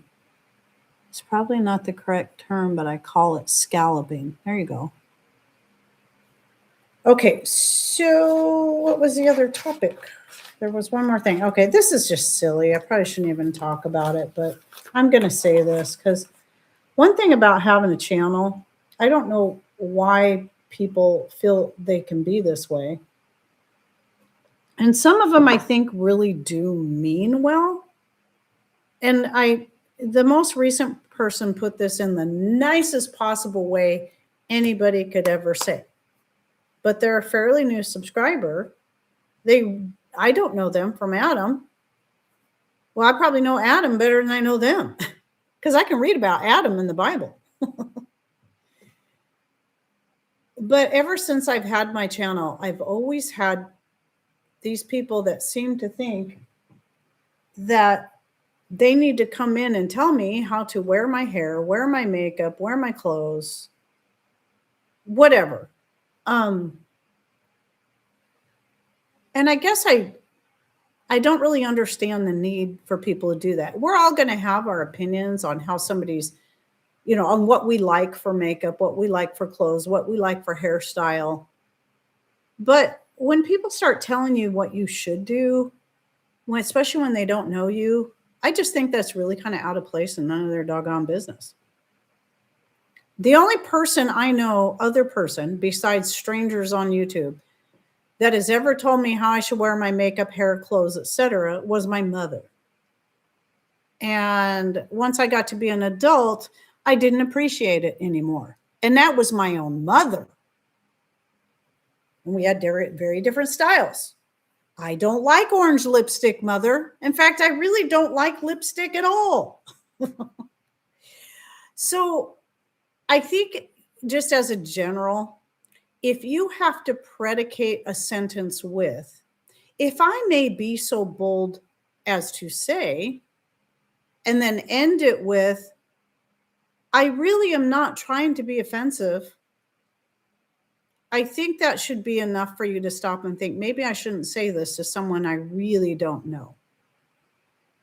And yes, I know I wear kind of darker eyeliner. And in the early days of my channel, if anybody was watching, you would see I hardly wore any eyeliner at all. Some days, none. But as with my other experience of being on stage and thinking I was putting on a lot of makeup, because I was told you got to put on a lot of makeup when you're on stage. I think some people don't realize what happens under bright lights. And it's still going to be my preference. I'm still going to feel better about wearing a little eyeliner and mascara, whether you guys like it or not. I don't care. Is it outdated? Maybe. Guess what? I also don't care. I am not about trying to fit in to whatever the latest hairstyle, makeup style, clothing style is. I don't care. A lot of people would see me in my long full skirts and the weird clothes I wear, and I do not fit in anywhere. I still get compliments on my skirts, but I don't fit in. And you know what? I like that just fine. I don't want to stand out like a sore thumb necessarily. I'm not trying to make a name for myself. I'm wearing clothes that I feel comfortable in, that suit me, or like a lightweight gauze shirt. So if it's summertime or whatever, so at any rate, like I was sharing about when I was in that musical, it was West Side Story. And there was one night where people were taking some screenshots, and here I was thinking I had all this makeup on. And when I looked at the picture of me compared to everybody else, because I didn't like wearing a ton of makeup, I was like, oh my gosh, my eyes look like two pea holes in the snow. Because I didn't have enough eye makeup on. So bright lights, when you guys see people in movies on, it doesn't matter if it's movies, it doesn't matter if it's on YouTube, it doesn't matter if it's on whatever, okay? A stage, especially on stage, that's the worst. But if they look like they're not wearing makeup, they are. They are.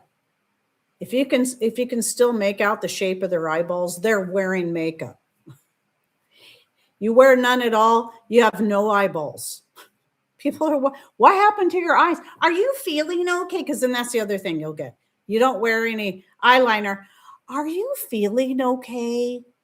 You look really tired. Gee, thank you. Thank you. I really needed that today. Anyway, I just want to say this.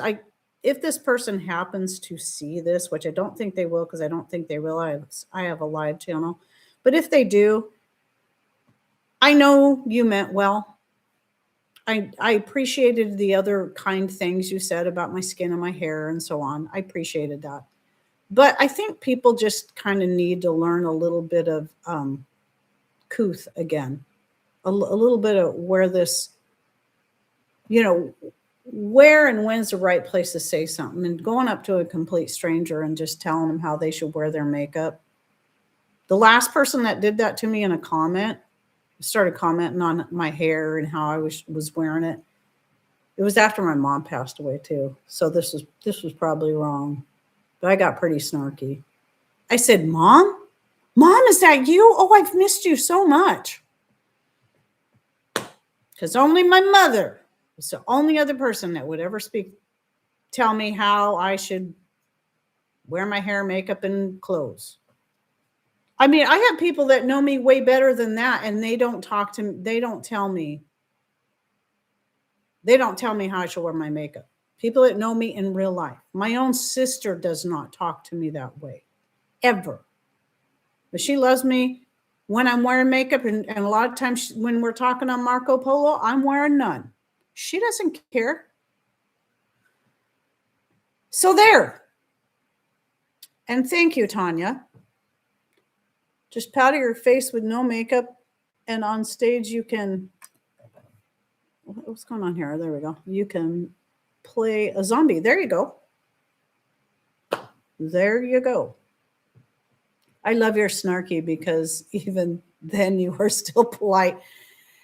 Well, thanks, Deb. Sometimes I feel like a lot of times I'm not that polite. I've been, like the woman who tried to, I think I've told you guys this story before. This was years ago when one of my first videos where I was talking about using vinegar most of the time to wash my hair with.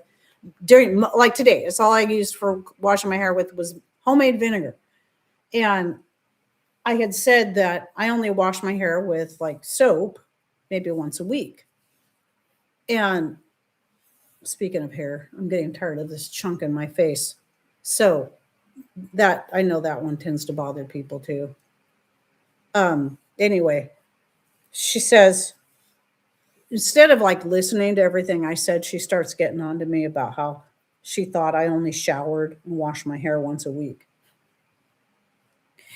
And she's going on and on about how disgusting that was. And she was just ripping me up one side and down the other. And I said, and then she ends it with, and something like, and by the way, you should wash your sheets once a week. Or didn't your mama teach you that? I don't know why she threw that in there, because I wasn't talking about sheets. And yes, I do that religiously. And so I told her, I said, if you would have actually taken time to listen to what I said, you would know that I had said I wash my hair more than that, but I wash my hair mostly with vinegar. I only use the soap, like be it shampoo, which I don't use shampoo anymore, but some kind of soap, be it my own bar soap or whatever, once a week.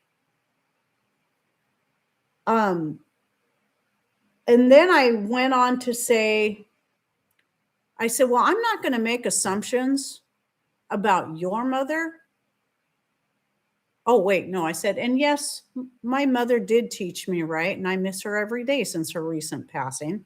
So this would have been at least maybe late 2019. I said, and one thing I'm not going to do is make an assumption about your mother, but I'm guessing if she tried to teach you manners, it didn't stick. You weren't listening. No, I said, if she taught you manners, you didn't listen. That's what I said. And guess what? They removed their comment after that. They probably realized they were being complete and utter morons, as well as jerks and rude and obnoxious and ignoramus and asinine. How many other words can I use? So, yes, I can be a little not so polite sometimes, but anyway. As a Puerto Rican, I wash my hair once a week. There you go. See, those natural oils are good for your, you know why I wash my hair, or at least do the vinegar thing. And really it's only, well, now I'm back up to 4 days a week, but it used to be only 3 days a week for a while. The only reason I even do it that much is there's something about my hair that I swear just catches every piece of lint and dust, even if I don't use any kind of oil in it to just keep it from going completely frizzy. It gets frizzier and weirder as the days go by, and it's harder to manage. So that's the only reason. As long as I can at least do a vinegar rinse, leave it on for a few minutes and rinse it out like I did today. And even then, it kind of got sort of big and poofy. So I'm pulling it back. It's driving me bananas. Oh, that's the joy of making yourself such a public presence. I say that like I'm just so popular. Like everybody in the world knows me, but I'm public enough that, just absolute strangers think that they can come in and tell you these things. Like, who are you? And why do you think I care about being outdated or not? I don't care. Maybe you need to pay attention to some of the clothes I wear. You'd realize I'm pretty outdated. Well, I wouldn't even say that. I just have my own style that's just not like everybody else's, and it's fine. People accept me and they don't care. So, public notice from a friend of mine: don't use shampoo in the shower that makes richer, fuller body. It works, and now I'm way overweight. Oh boy, here's something completely off topic, but for some reason it came back to my mind. So that video let's see, no, today was a this and that video. It's a video that I think is going to publish tomorrow. I was listening to it today because I have to do that because I'm like, I don't even remember what I said. I better listen before people comment. And sometimes I still forget to do that. And then people comment and I'm like, what are they talking about? But anyway, so I'm sure you guys have heard about the fires in Washington State. Well, they're on the east side, of course. That's the dry side, and as far east as you can get and still be in Washington State. So that's Spokane. My son was just over there while all this was going on. They went to a concert, and he got home yesterday afternoon, and on his way home, after they got out of the area, because they were only going to stay 1 or 2 nights anyway, he texts me the screenshot of his phone that showed all these emergency and critical alerts and about evacuation and so on and so forth. He goes, I was going to send this to you yesterday, but I wanted to wait because I knew you'd freak out. So thankfully he made it home safe and sound and didn't get trapped there or anything like that. But yeah, so scary stuff. You don't even have to be a public figure. A woman in the grocery store told me there should be a law against being so skinny. What? About being so skinny? Only time in my life I've ever been speechless. What on earth? Do you think that, was this person actually just, were they being mean about it? Or do you think they were just, that was their way of maybe giving you a compliment? Like, oh, you're so slender, you look so good. Is it possible? Because some people don't know how to give, I mean, some people don't, they can make jokes like that trying to make a point, but they don't realize that when they're talking to someone they don't know, that can come across way wrong. So maybe it was meant as a compliment. Oh, said very mean. Okay. But then she was clearly jealous. So jealousy can drive people to say the meanest things to others. And I don't like to assume that people that are mean to me are just jealous, because I feel like that sounds really prideful.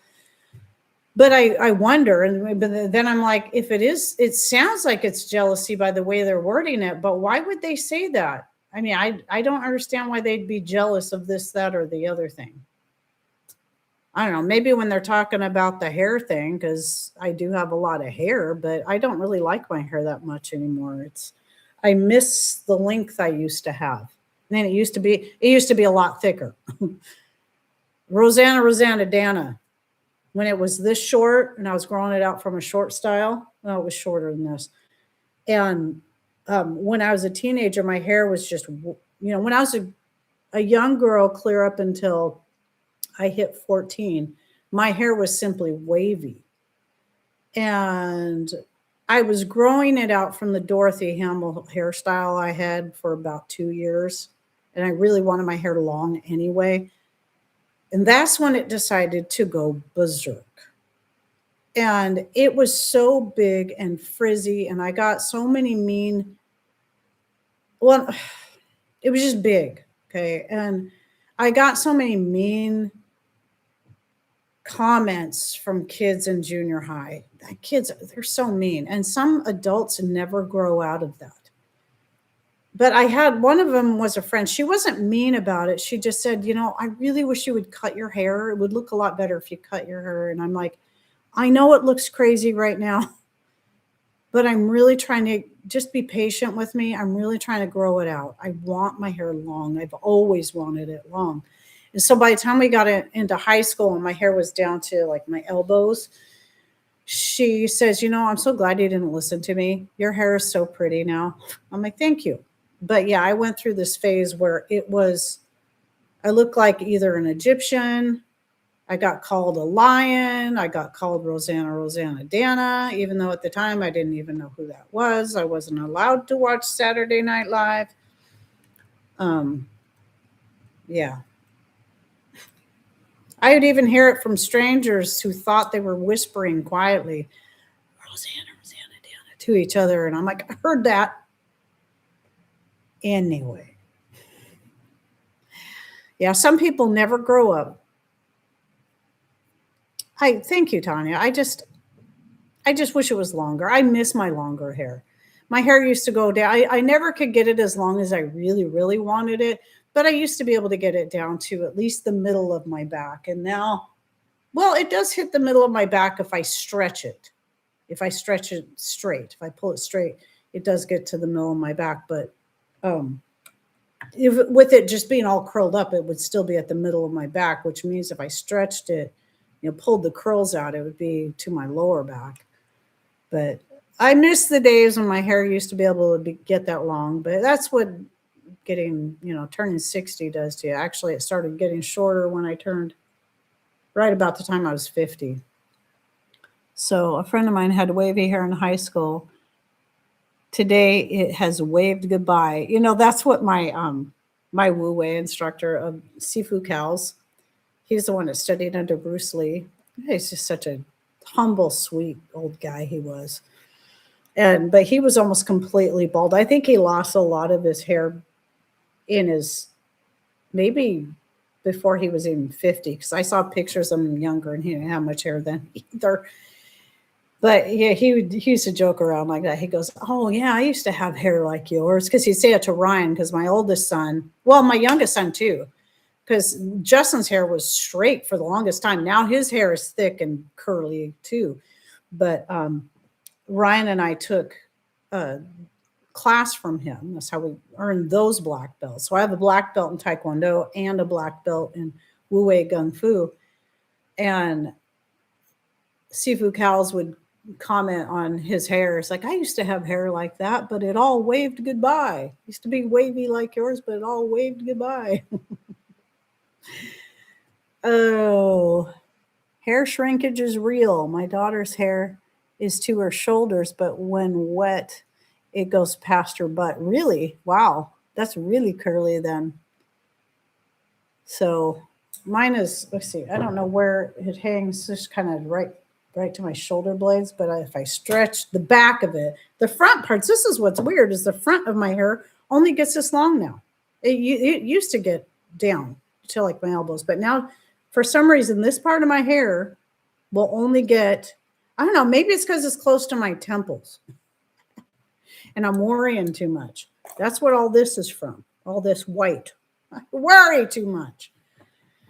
Every time I'm done, I realize I don't have to worry about something anymore, or I finally give something over to the Lord and say, okay, please help me stop worrying. Something else creeps in. It's like, here's something else for you to worry about. Here's another bee in your bonnet. Here's another whatever, you know. It's never ending. I need to stop. I'm getting myself all worked. I'm excited about the family reunion in about 2 weeks? Right at about 2 weeks, or right at about 10 days, maybe. And yet I freak out every year. Like, what am I going to forget? Is something going to go wrong? I don't know. I don't know. I make stuff up to worry about. My sister keeps telling me, stop writing the story that hasn't happened yet. Stop crossing the bridge that you haven't got to yet. But she says that because she does the same thing and she knows it. She has to remind herself that. Anyway, so I really should get going and let you guys get going and all of that stuff. And remember the little tip on the Manuka honey. If you, this could be for yourself, your dogs, your cats, your chickens, your goats, whatever. I'm so excited about that. And yes, I promise I will keep you guys updated on her progress as she goes along. So I'm going to be putting that on her twice a week on that hen. Anyway, as I always say, thanks for blessing me with your precious time. And I know you guys got stuff you got to get to. So thanks for coming in. And I hope you guys have a great week. Take care and God bless. Bye.